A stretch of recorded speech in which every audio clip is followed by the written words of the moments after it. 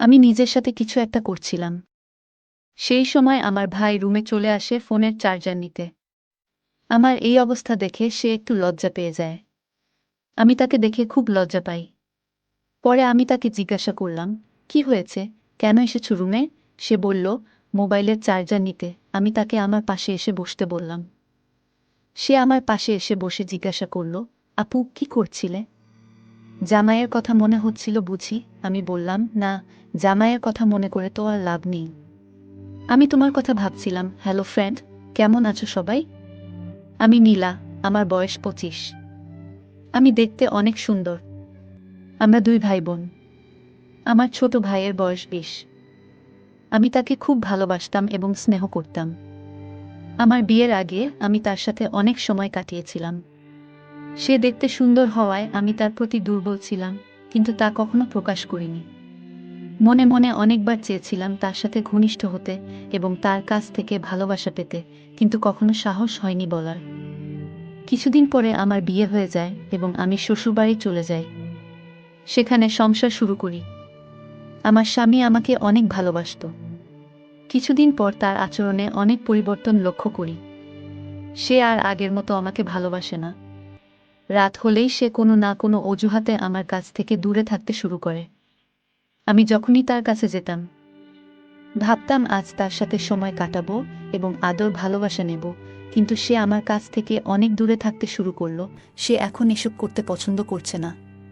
একদিন আমি তাকে জোর করে এসব করতে বাধ্য করি। তারপর যা হলো তা আমার জীবনটাই শেষ করে দিল। এই বয়সেই আমার ভালোবাসার প্রয়োজন ছিল, কিন্তু তা আর হবে না মনে হতে লাগলো। কারণ আমার স্বামী এখন অক্ষম হয়ে পড়েছে। তার কোনো এক রোগ ছিল, যার প্রভাব এখন দেখা দিতে শুরু করেছে। তাই সে আর কোনোভাবেই আমার অপূর্ণ ভালোবাসা পূর্ণ করতে পারবে না। আমি আমার জীবনের কথা ভাবতে ভাবতে অনেক কান্না শুরু করে দিলাম। এখন আমার কি হবে? কারণ আমার এসবের খুব প্রয়োজন ছিল। আমি এই আনন্দ, এই সুখ না নিয়ে থাকতে পারি না। তাই এখন প্রায় প্রতি রাতে নিজের সাথে বিভিন্ন উপায়ে সে আনন্দ নিতে শুরু করি। একদিন আমার ভাই আমাদের শ্বশুরবাড়িতে আসে এবং আমাকে বাড়িতে নিয়ে যেতে চায়, কারণ আমি অনেক দিন ধরে বাড়িতে যাইনি। সে এসে আমার এই অবস্থা দেখে সন্দেহ করতে শুরু করে। কারণ আমি টেনশনে অনেক শুকিয়ে গিয়েছিলাম আর আমার চোখের নিচে কালো দাগ হয়ে গেছে। সে আমাকে জিজ্ঞাসা করতে শুরু করে, আপু, তোমার কি হয়েছে? তুমি এখানে অনেক কষ্টে আছো নাকি? জামাই কি তোমাকে মারে নাকি? না অন্য কিছু? আমি তাকে বললাম, না, এসব কিছু না। কিছুই হয়নি, তুই টেনশন করিস না। তারপর আমি তার সাথে আমাদের বাড়িতে যাই এবং বেশ কিছুদিন থাকার পরিকল্পনা করি। আমি মনে মনে ঠিক করেছিলাম যে আমি আর শ্বশুর বাড়িতে ফিরব না। বাড়িতে চুপচাপ থাকতাম।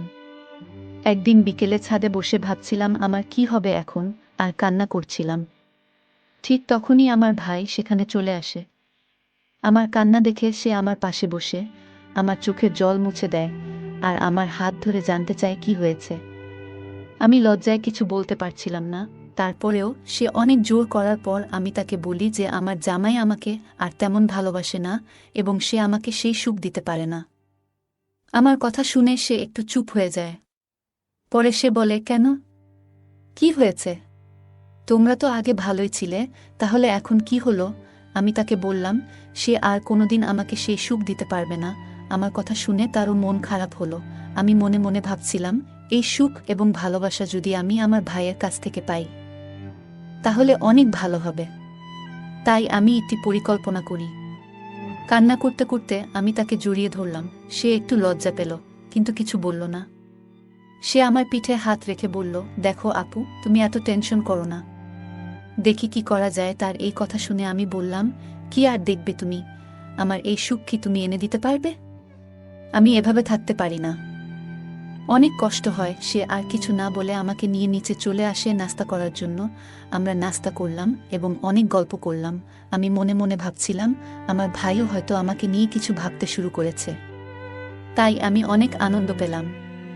এরপর থেকে আমি আমার ভাইয়ের কাছাকাছি থাকতে শুরু করলাম, আর সেও আমার কাছাকাছি থাকতে পছন্দ করল।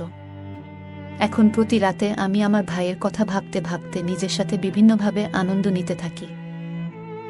একদিন রাতে ঘুমানোর জন্য রুমে চলে যাই, ঘরের দরজা প্রায় খোলা ছিল। আমি নিজের সাথে কিছু একটা করছিলাম। সেই সময় আমার ভাই রুমে চলে আসে ফোনের চার্জার নিতে। আমার এই অবস্থা দেখে সে একটু লজ্জা পেয়ে যায়। আমি তাকে দেখে খুব লজ্জা পাই।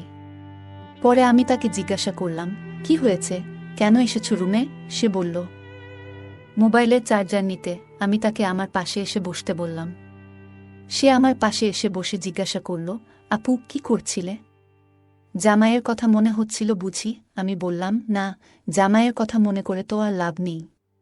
আমি তো ওনার কথা ভাবছিলাম। সে আমার কথা শুনে অবাক হয়ে যায় এবং বলে, কেন আপু? আমিও বললাম, এত অবুঝ সাজতে হবে না। তারপর আমি তার খুব কাছে গিয়ে বসে বললাম, ভাই, তুমি আমাকে ভালোবাসবে? আমি তোমাকে অনেক ভালোবাসি। ছোটবেলা থেকেই তোমার সাথে থাকতে চেয়েছি অনেকবার, কিন্তু লজ্জায় বলতে পারিনি। আজ বলছি। সে আমার কথা শুনে বলল, আপু, তুমি দেখতে অনেক সুন্দর। আমারও মন করত, কিন্তু আমিও তোমাকে বলতে পারিনি। ভয়ে আমি তার মুখ থেকে এইসব কথা শুনে অনেক খুশি হলাম আর তাকে জড়িয়ে ধরলাম। সেও আমাকে জড়িয়ে ধরল। আমি তার গালে অনেকবার কিস খেলাম। তারপর অনেক দিনের মনে বাসনা আমার পূর্ণ হতে থাকল।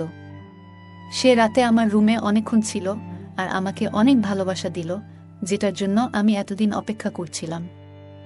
পরে সে তার রুমে চলে গেল আর বলল, একটু পরে যেন আমার রুমে আসো, কারণ অনেকক্ষণ হলো আমি তোমার রুমে আছি, কেউ যেন সন্দেহ না করে। পরে আমি সুযোগ বুঝে তার রুমে গিয়ে আবার শুরু করলাম বাকি কাজগুলো। আমার ভাইয়ের এসব দেখে আমি তো অবাক হয়ে গেলাম। ভাবছিলাম, যদি কিছুদিন আগে এসব হতো তাহলে আমি হয়তো বিয়েই করতাম না। আমরা সেদিন অনেকবার ঘনিষ্ঠ সময় কাটিয়েছিলাম।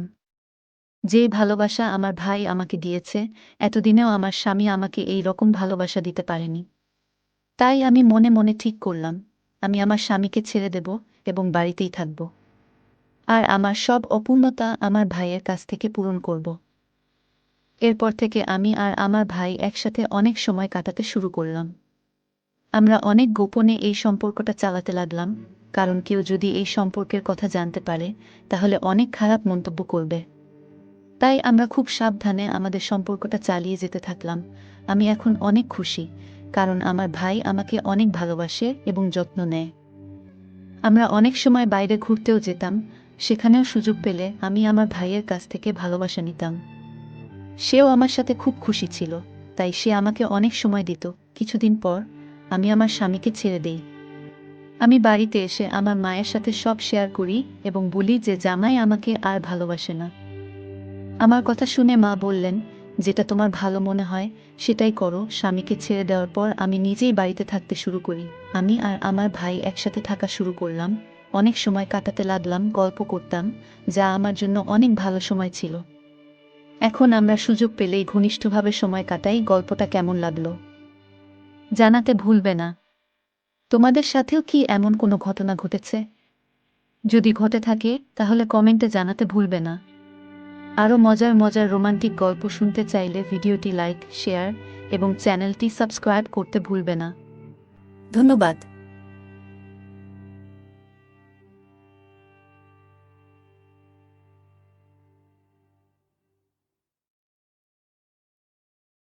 রনি, আমার একটু অসুস্থ লাগছে, মাথাটা টিপে দাও।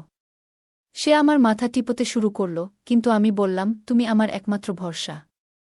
আমি জানি এটা ঠিক নয়, কিন্তু দয়া করে আমার অবস্থাটা বুঝতে চেষ্টা করো। দেবরজি বলল, ঠিক আছে ভাবি, তুমি যা বলবে আমি তাই করব। এরপর রনি আমাকে, আমি প্রিয়া। আমি এক সুন্দরী মেয়ে এবং আমার বিয়ের বয়স মাত্র 10 মাস। বিয়ের পর আমি আরও বেশি আকর্ষণীয় হয়ে উঠি। কিন্তু এত সুন্দর হয়েও কোনো লাভ ছিল না, কারণ আমার স্বামী আমার কাছ থেকে দূরে থাকত। আমি আমার শ্বশুর বাড়িতে থাকি আর আমার স্বামী একটি ব্যাংকে চাকরি করে। সে মাসে একবার আমার সঙ্গে দেখা করতে আসে। আবার কোনো কোনো মাসে আসে না, কারণ আমার শ্বশুরবাড়ি গ্রামে আর তাকে শহরে থাকতে হয়। শ্বশুরবাড়িতে আমার সাথে আছেন আমার শাশুড়ি, শ্বশুর এবং আমার দেবর রনি। রনি দ্বাদশ শ্রেণী পাস করেছে এবং 20 বছর বয়সী। আমরা একসঙ্গে সময় কাটাই এবং একে অপরকে নিয়ে হাসিঠাট্টা করি। স্বামী না থাকার কারণে তার সাথেই আমি বেশি সময় কাটাই। এক সময় আমার তার প্রতি একটা আলাদা ভালোবাসা জন্মে। তোমরা আমার গল্পগুলো শোনো, কিন্তু সাবস্ক্রাইবই করো না। যদি গল্পগুলো ভালো লাগে তাহলে দয়া করে ভিডিওটি লাইক, শেয়ার আর চ্যানেলটি সাবস্ক্রাইবই করো। আর কী ধরনের গল্প শুনতে চাও কমেন্ট এ জানাও। রনির সাথে আমার সম্পর্ক বেশ বন্ধুত্বপূর্ণ, আমি তাকে দেবরজি বলে ডাকতে ভালোবাসি এবং সে আমাকে দিদি বলে ডাকে। যখনই আমরা একসাথে থাকি আমাদের মধ্যে এক ধরনের সম্পর্ক তৈরি হয়। আমার শাশুড়ি প্রায় অসুস্থ থাকেন, তাই তাকে ঘরে বিশ্রাম নিতে হয়। আর আমার স্বামী সুমন যখন ছুটি পায় না, তখন আমার মনের মধ্যে এক ধরনের খালি খালি অনুভূতি কাজ করে। কারণ আমি সবে মাত্র ২৬ বছর বয়স। রাতে আমি ঘুমাতে পারতাম না। আমার স্বামীর কথা বেশ মনে হতো, কিন্তু কিছু করার ছিল না, কারণ স্বামীকে বাইরে জব করতেই হতো। আমি আমার স্বামীর সাথে সব সময় ভিডিও কলে কথা বলতাম, আর আমার দেবর তা লুকিয়ে দেখত। আমি তাকে মানা করতাম না, আমার দেবর রনি খুবই যত্নশীল। একদিন সকালে আমি তার জন্যে চা নিয়ে গেলাম এবং দেখি তার ফোনে আমার ছবি ওয়ালপেপার হিসেবে আছে। আমি তা দেখে অবাক হয়ে গেলাম। আমি জানতাম সে আমাকে পছন্দ করে। আমি তাকে মজা করে জিজ্ঞেস করলাম, তুমি আমার ছবি ওয়ালপেপার করেছ কেন? সে হেসে বলল, দিদি তুমি তো সুন্দর, তাই ছবিটাও সুন্দর হয়েছে, তাই রেখে দিয়েছি। তোমাকে শুধু দেখতেই মন চায়, তাই ফোনের ওয়ালপেপার করে রেখেছি।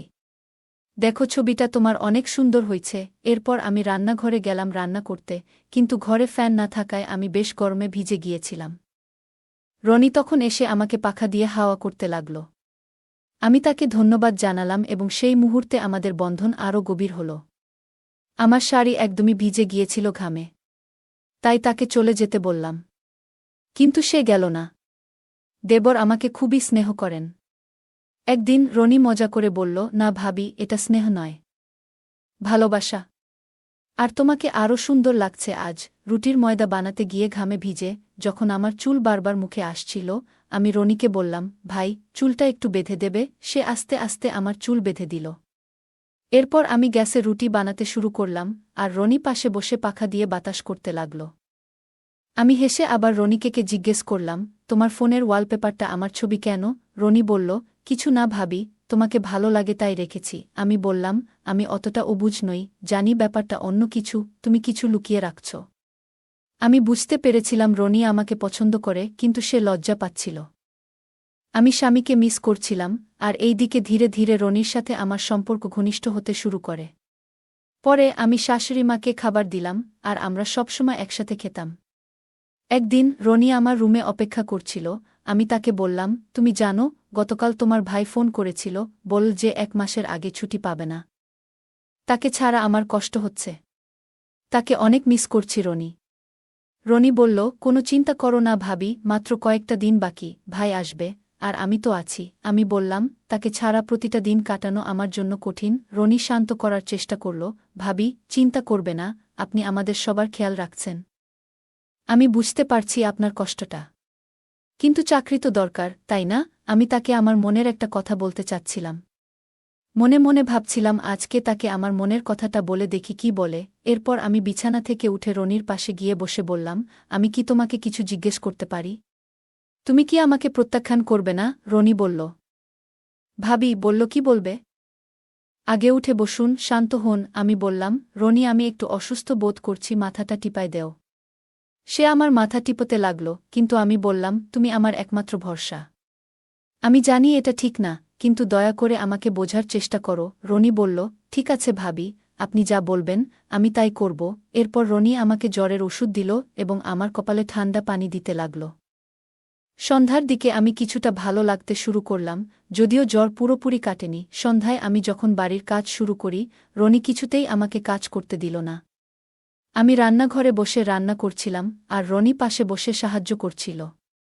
আমি বারবার তাকে বলছিলাম, ভাই দুঃখিত, তোমার এত কষ্ট হচ্ছে আমার কারণে। কিন্তু রনি বলল, ভাবি তুমি চুপ করো, অযথা টেনশন করো না, এতে অসুস্থ হয়ে পড়বে। তবুও আমি তাকে বললাম, প্লিজ ভাই, তোমার যদি খারাপ লাগে মাফ করে দিও। আমি ইচ্ছে করে বলিনি, যা মনে ছিল তাই বলে ফেলেছি। তখন রনি আমাকে ধমক দিয়ে বলল, কোনো সমস্যা নেই, আমার কিছু খারাপ লাগছে না। আর তুমি যদি এমন কথা বলতেই থাকো, তাহলে আমি রাগ করব। তারপর সে আমাকে আবার ওষুধ খাওয়ালো, আর আমি ঘুমানোর আগে বললাম, আমি এখন ভালো আছি, তুমি ঘুমিয়ে পড়ো। রনি বলল, থাক, আমি সকালে ভাইয়াকে ফোন করে বলবো তাড়াতাড়ি আসতে। আমাদের এমনিতেই টাকা পয়সার সমস্যা নেই, তুমি চিন্তা করো না। আমি বললাম, না রনি, এখন আর দরকার নেই। সুমন এমনি এমনি ফোন করবে এ কথা বলে আমি তার হাত থেকে ফোনটা কেড়ে নিয়ে বললাম, আমি ভালো আছি, অকারণে ওকে কষ্ট দিও না। আমি তার কোলে মাথা রেখে ঘুমাতে চেষ্টা করলাম। তার পাশে থাকতে আমার ভীষণ ভালো লাগে। পরে দেখি রনির ফোন থেকে আমার ওয়ালপেপার সরিয়ে ফেলা হয়েছে। আমি মজা করে জিজ্ঞেস করলাম, কি হয়েছে ভাই, আমার ছবির ওয়ালপেপার সরিয়ে দিলে কেন? রনি কিছু বলল না। আমি বললাম, আমি বুঝতে পারছি আজকে আমার আচরণ তোমার ভালো লাগেনি, তাই সরিয়ে দিয়েছ। রনি হেসে বলল, না ভাবি, এমন কিছু হয়নি। তুমি ভুল ভাবছ। আমি সবসময় তোমার পাশে আছি, আমি রাগ করি না, আর তোমাকে এখনও আগের মতোই ভালোবাসি। রনিকে বললাম, এখন কি নাস্তা খাবা? কি নাস্তা বানাবো তোমার জন্য? রনি হেসে বলল, ভাবিজি, আমি এখন কিছু খাবো না, কিন্তু আমি দুধ চা খেতে খুব পছন্দ করি। তার কথা শুনে আমি মজা করে বললাম, তাহলে রান্নাঘরে দুধ আছে, গিয়ে বানিয়ে নাও। রনি হেসে বলল, আমি একবার ভাইয়াকে দুধ চা খেতে দেখেছিলাম, তখন থেকেই তোমার বড় ভক্ত হয়ে গেছি। তাই তোমার ছবি ওয়ালপেপার হিসেবে রেখেছিলাম। তার কথা শুনে আমি মুচকি হেসে বললাম, আমি তো জানতাম তুমি বাইরে থেকে যতটা নির্দোষ দেখাও, আসলে তা নও। আমি জানতাম তুমি আমাকে লুকিয়ে দেখতে, কিন্তু আমি তোমাকে কিছু বলতাম না, কারণ আমি তোমাক মনে মনে অনেক ভালোবাসতাম। রনির সাথে কথা বলতে বলতে কখন ঘুমিয়ে পড়েছিলাম বুঝতেই পারিনি, কারণ আমি জ্বরের ওষুধ খেয়েছিলাম। সারা রাত রনি আমার ঘরে আমার সাথে ছিল। সকালে উঠে দেখি রনি চা বানিয়ে শাশুড়িকে দিয়েছে এবং আমার জন্যও এনেছে। আমি রনিকে বললাম, এর কোনো দরকার ছিল না, আমি এখন ভালো আছি, নিজেই সব কিছু করতে পারতাম। রনি বলল, ভাবি, আজ তুমি বিশ্রাম নাও, আমি সব কিছু সামলে নেব। তোমার জ্বর এখনও ভালো হয়নি। তবুও আমি তার কথা না শুনে আমরা একসাথে খাবার রান্না করলাম। শাশুড়িমা বাইরে বসেছিলেন, যাতে রাস্তা দিয়ে যাওয়া লোকজনের সাথে দেখা হয় আর গল্প করতে পারে, কারণ তার বয়স হয়েছে অনেক। আমি আর রনি তখন বাড়িতে একা ছিলাম। আমরা লুডু খেলছিলাম। খেলতে খেলতে আমি রনিকে জিজ্ঞেস করলাম, তুমি রাতের বেলা দুধ চা খাওয়ার কথা বলেছিলে, তুমি কি খেয়েছিলে? নাকি মজা করছিলে? সত্যি? রনি প্রথমে কিছুটা থমকে গেল, কিন্তু পরে বলল, ভাবি, আমি সত্যি বলেছি, আমি যা চাই তুমি তা বোঝার চেষ্টা করো। রনি আমাকে অনেক কিছু বোঝাতে চাচ্ছিল আর আমিও তাকে অনেক কিছু বোঝাতে চাচ্ছিলাম, কিন্তু কেউ কিছু বলতে পারছিলাম না। আমি জানি এটা ভুল, এবং আমারও মনে হচ্ছে কাল রাত থেকে আমি যা ভাবছি তা ঠিক নয়। আমি বুঝতে পারছি যে হ্যাঁ বললে ভুল হবে। ভাবি, তুমি তখন ওষুধ খেয়ে ঘুমাচ্ছিলে, আর আমি সারারাত ভেবে কাটিয়েছি তোমার পাশে। আমরা যা করতে যাচ্ছি তা আমাদের সম্পর্ককে ধ্বংস করতে পারে, আর ভাইয়ের সঙ্গে বিশ্বাসঘাতকতা হবে। যদি ভাই জানতে পারে, তাহলে আমাদের ভুলের জন্য দুটি পরিবারই ভেঙে যেতে পারে। রনি যখন এসব বলছিল, আমার মুখটা একেবারে মলিন হয়ে গেল, আর চোখে জল চলে এল, কারণ আমার স্বামীর অনুপস্থিতিতে আমি আমার দেবরের সাথে অনেক ঘনিষ্ঠ হয়ে গিয়েছিলাম। তাকে আমি মনে মনে অনেক ভালোবেসে ফেলেছিলাম। আমার কান্না দেখে রনি সাথে সাথে চুপ হয়ে গেল এবং বলল, ভাবি, কাঁদছ কেন? আমি বোকা ছিলাম যে তোমাকে এসব বললাম। এরপর সে মাফ চাওয়া শুরু করল। সরি ভাবি, আমি কি বললাম জানি না, কিন্তু আমার কান্না থামছিল না। রনি বলল, ঠিক আছে ভাবি, তুমি যা বলবে আমি তাই করব। আমি জানি তুমি আমাকে অনেক ভালোবেসে ফেলেছ। আমি আর কিছু বলবো না, তুমি শুধু শান্ত হও, তোমাকে আর কাঁদাবো না। আমি আর সহ্য করতে না পেরে কাঁদতে কাঁদতে রনিকে রাগে গালমন্দ করতে লাগলাম। কাল তোমাকে কষ্ট দিয়েছি বলে মাফ চাইতে এসেছি, কিন্তু তুমি কি আমার অনুভূতি বোঝার চেষ্টা করেছ? তোমার কাছে ক্ষমা চাওয়া উচিত। রনিরও চোখে জল চলে এলো, আর সে আমাকে শান্ত করার চেষ্টা করছিল। তারপর আমি ধীরে ধীরে স্বাভাবিক হয়ে এলাম এবং রনিকে বললাম, আজকের পর আর কোনো অভিযোগ থাকবে না। আমি সত্যি বলছি, আমার মনে কোনো খারাপ কিছু নেই। কিন্তু তুমি তো জানো, আমাদের সতর্ক থাকতে হবে। রনি, আমরা আগের মতোই থাকব। এ কয়দিনে আমার কি যে হয়েছে, নিজেকে ঠিকভাবে কন্ট্রোল করতে পারছিলাম না। রনি আমাকে কিছু বলছিল না, শুধু বলছিল, ভাবিজি, সব ঠিক আছে। আমি তোমার কথা বুঝতে পারছি, আর তোমাকে বেশি চিন্তা করার দরকার নেই, এসব কথা সব আমাদের মধ্যেই থাকবে। তার এই কথাগুলো আমাকে একটু শান্ত করল। এরপর রনি কিছু না বলেই তার ভাই সুমনকে ফোন করে, আর পরের দিন সুমন বাসায় এসে 2 দিন থেকে যায়। পরে রনি আমাকে সুমনের সাথে পাঠানোর জোর করে, যাতে আমার স্বামী আমাকে তার সাথে নিয়ে যায় কিছু দিনের জন্যে। আমার দেবর বলছিল, কয়েকদিন ভাইয়ার সাথে শহরে থেকে আসো, মন ভালো হবে। আমার স্বামী তার ভাইয়ের কথা শুনে আমাকে নিয়ে গেল তার সাথে, যাতে আমার মন ভালো থাকে। কারণ একা একা থাকতে থাকতে অনেক বোর হয়ে গিয়েছিলাম। এখন অনেক সময় পার হয়ে গেছে, আর যখনই ওই দিনগুলোর কথা মনে পড়ে আমি আর রনি হেসে ফেলি। রনি অনেক মজার মানুষ, আর যদি তার জায়গায় অন্য কেউ থাকত তাহলে হয়তো আমাদের সম্পর্কটা আজ ভেঙে যেত। রনিকে আমি এখনও মন থেকেই ভালোবাসি, কিন্তু প্রকাশ করি না। গল্পটা কেমন লাগলো জানাতে ভুলবে না। আরও মজার মজার রোমান্টিক গল্প শুনতে চাইলে ভিডিওটি লাইক, শেয়ার এবং চ্যানেলটি সাবস্ক্রাইব করতে এবং বেল আইকনটি ক্লিক করতে ভুলবে না। ধন্যবাদ।